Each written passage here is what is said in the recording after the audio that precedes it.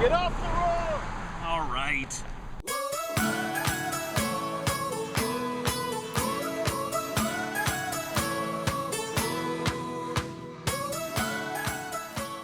Hi, I'm Mike of Mike's Road Trip, and on this episode, I'm going to share with you what it's like to rent an RV from Cruise America. I'm going to share some tips and tricks as well as a number of expectations. So come along with me and let me show you around. Cruise America RV Rentals is well established and has been around for nearly 50 years.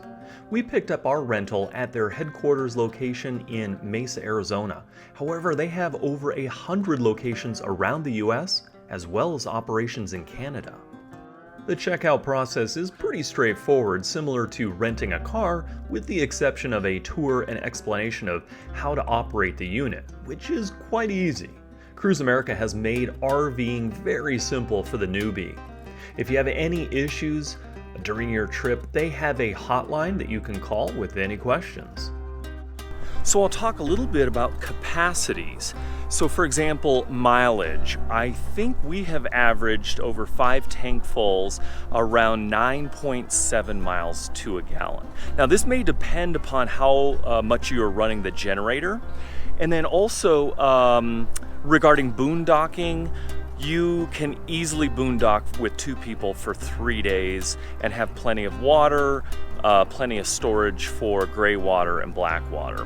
What we've been doing is going to a campground like KOA every 3 or 4 days to dump waste and also fill up the tanks.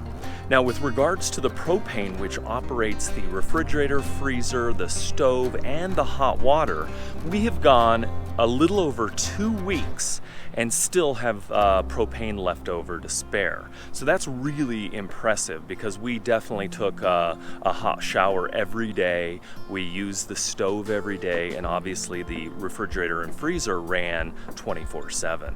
I should also mention that the capacities I've just shared are with their standard size RV. Obviously these will vary from their smaller or their larger versions. The most miles we drove on a tank was, I think, 422 miles.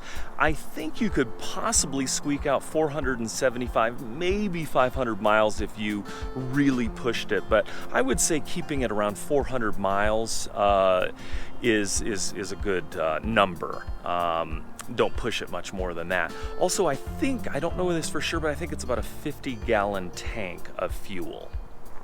There is a 3-burner stove and a good-sized refrigerator and freezer. Both work really well, but one tip is to make sure that you hear the doors click to ensure they don't fly open while driving. Speaking of which, be sure to go through the RV and make sure that everything is battened down before driving. You'll find plenty of storage both inside the unit as well as down below in the rear of the RV.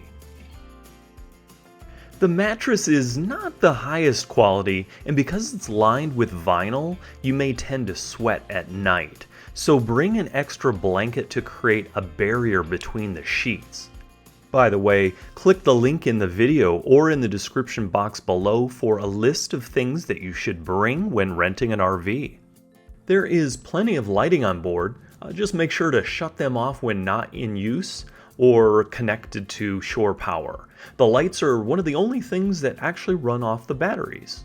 There are also plenty of outlets with USB charging integrated, but unfortunately the outlets don't work unless you're plugged into shore power or the generator is running. They don't even work if the vehicle is on, which is a real shame when you're driving for hours and can't charge anything. Something else you'll notice is the dashboard is pretty rudimentary. It's not as sophisticated as you would see in some automobiles. There's very little in way of instrumentation. There's no monitor. But there's plenty of storage, which is nice for sodas or water. There's also this curtain that folds out for a little bit of privacy when you're in the bedroom, or in the bed I should say. Be sure to use this fan when you're cooking, otherwise you'll set off the smoke detector. There's a microwave and convection oven, so you can bake things or quickly heat them up. There's an air conditioning unit. We haven't had to use it on this trip, so I can't talk about it. We've actually used the heat a lot, which comes out of here, and it is quite toasty in the morning. So here's another tip, a strange little anomaly that happens when you are hooked up at a campground to a city water, and then you go to unhook it and you turn on the water pump. For some reason, often we have at least not turned the dial all the way, and so you'll hear water coming out of the shower, so just be mindful of that. Something else not to forget, when you are hooked up to power and then you go to leave, don't forget to hook this up.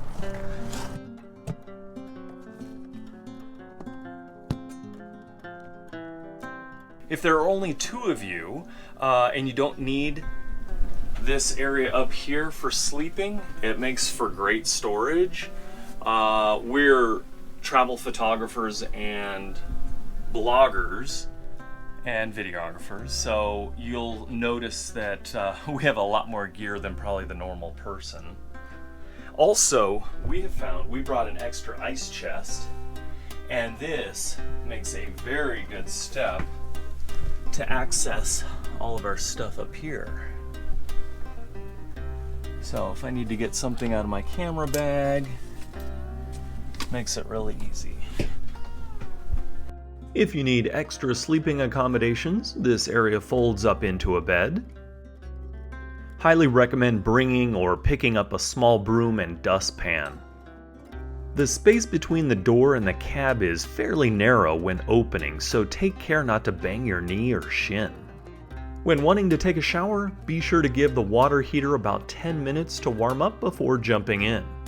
If you're boondocking, be sure to use the water sparingly.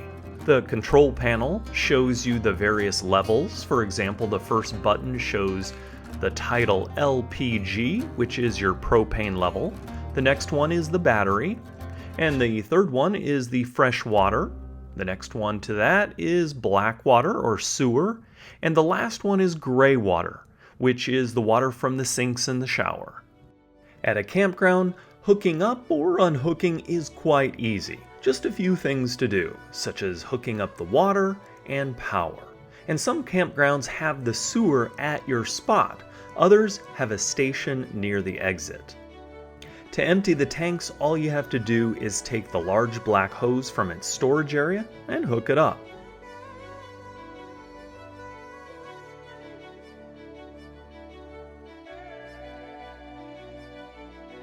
You want to make sure that you pull the black handle first, which is the black water or toilet water. Next is to clean out the hose by pulling the gray handle, which is the water from the sinks and shower. Make sure the valves are closed and the hoses are stored, and you're on your way. And while this may look intimidating or even disgusting, it's actually quite easy. While the Cruise America RV rental units lack the luxury of some other rental companies, they are fantastic for first-timers as they are designed with simplicity in mind.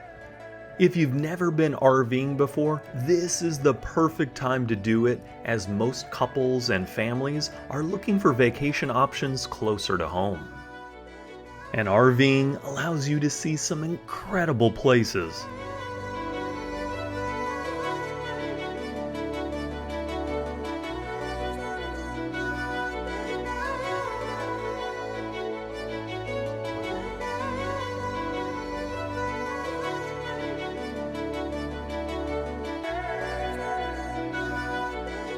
If you'd like some road trip ideas, have a look at our part 1 of our Cruise America RV trip.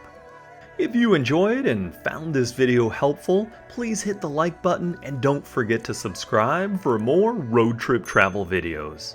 If you have any questions at all, leave a comment below. So until next time, we'll see you on the road.